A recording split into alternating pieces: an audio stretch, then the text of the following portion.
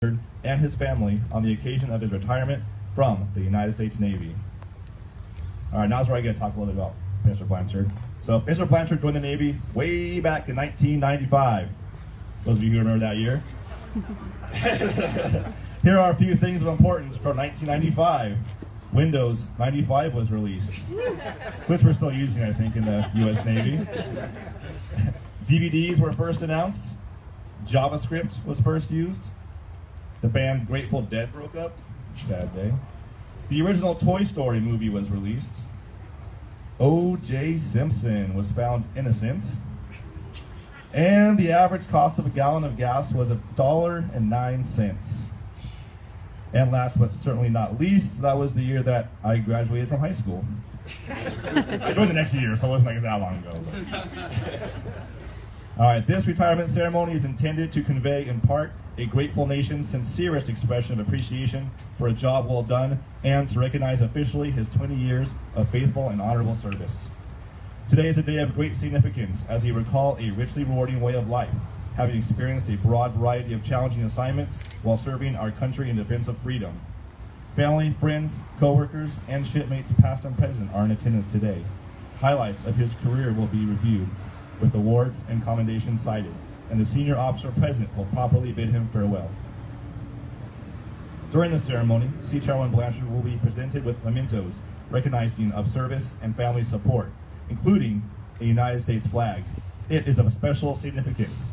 Each Navy Day begins with the ceremony of hoisting colors at 8 a.m. and ends with lowering them at dusk. Sea Chairman Blanchard has lived under its folds day and night throughout his career. The salutes rendered in its honor both at home and abroad, the careful and ceremonious manner by which it is handled, all deepen its historical prominence.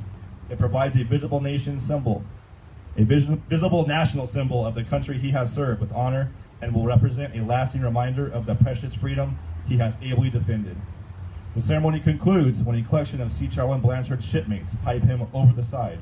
This is a distinct naval courtesy, a seaman's tribute. A final farewell, whistled 3 times on the boatswain's pipe, is one of the oldest articles of personal nautical equipment, used to salute distinguished personnel as well as to pass orders. Ladies and gentlemen, it gives me great pleasure to introduce the guest speaker for today's ceremony, Chief Petty Officer William Watson.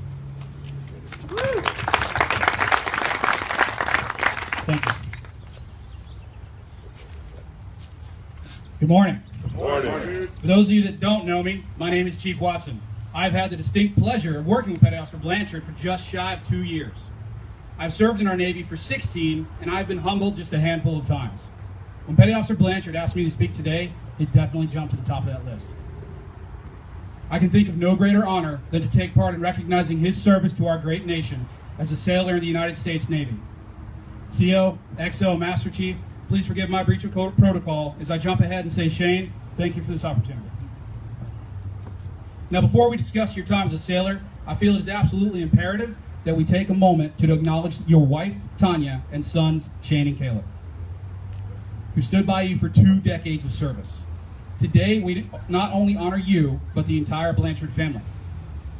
Words are not enough to tell you how much your love and support meant to him over the years. But I have a feeling he'll be spending the next few decades repaying the favors. On behalf of the United States Navy, thank you. Jackson, even though you aren't here today, you will have to learn about your father's time as a sailor when he regales you with bedtime stories of his swashbuckling adventures.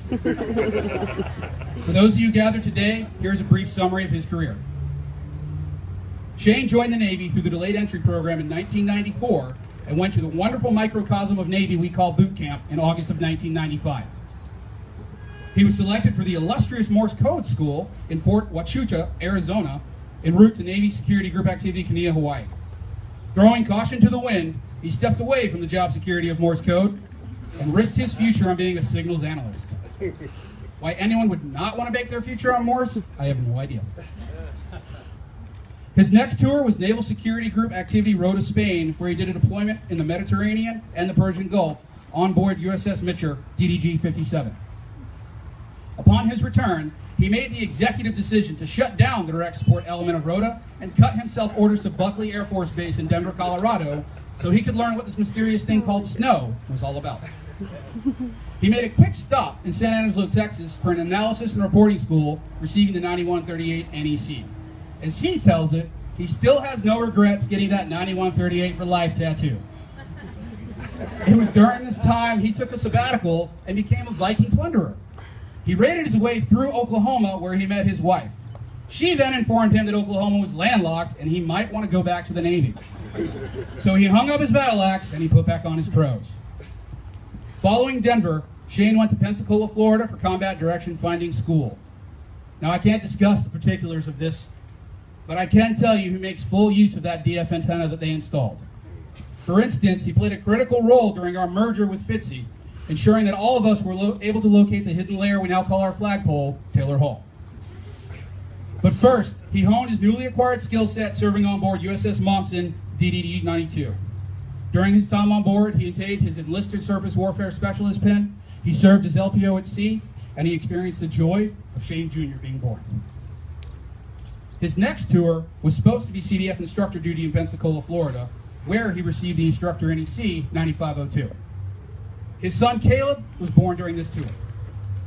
It was then that we stood up the Avengers Initiative, which you may not know was housed beneath the CT schoolhouse in Florida. Newborn son in hand, Petty Officer Blanchard once again answered the call of duty, serving on the Secret Squirrel watch floor several stories below. After helping to save the world from the alien threat known as the Chitauri, you didn't know he was a superhero, did you? He was allowed to choose his follow-on orders. Shane elected to pursue his 9502 destiny at SID Learning Site San Diego. This is where our paths would cross.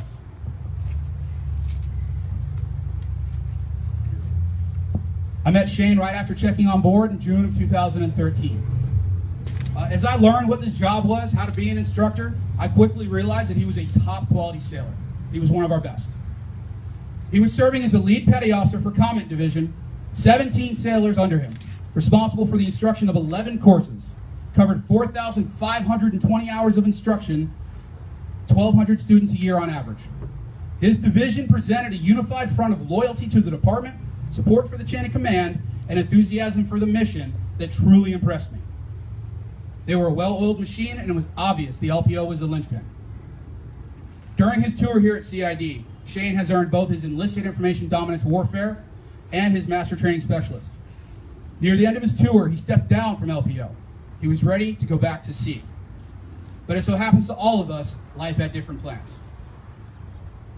Through no fault of his own, and to our great relief, he was extended here until retirement. He stayed involved, standing up our brand new courses, playing a crucial role in getting them off the ground. He served as a wingman to the new course leads while simultaneously qualifying his reliefs in 2 other courses.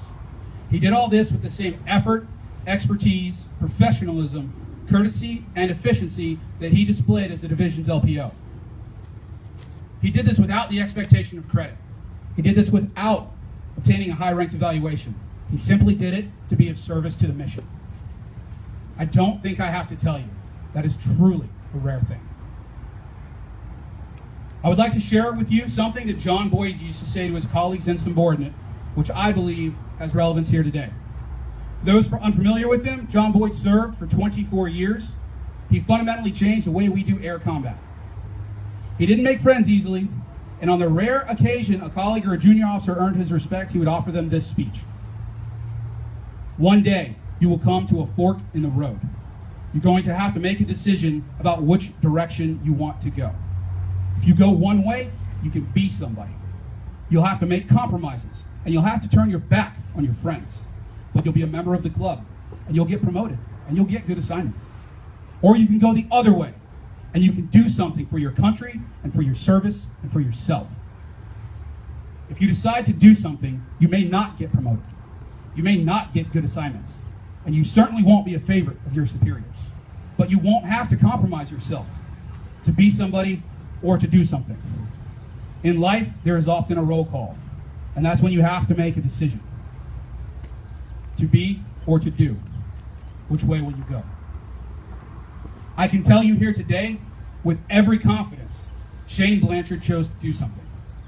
Shane, your integrity, your understanding of what the CTR community needed to keep pace, the passing on of critical skills while you served as LPO and instructor in the schoolhouse, all while remembering that every student was a sailor with a promising career. This has been vital. You worked with sailors and the chain of command with honesty. Your efforts have continued through every sailor's career you have touched, and that impact has been magnified 1,000-fold. Shane, you made a difference, and all the while, you made it fun.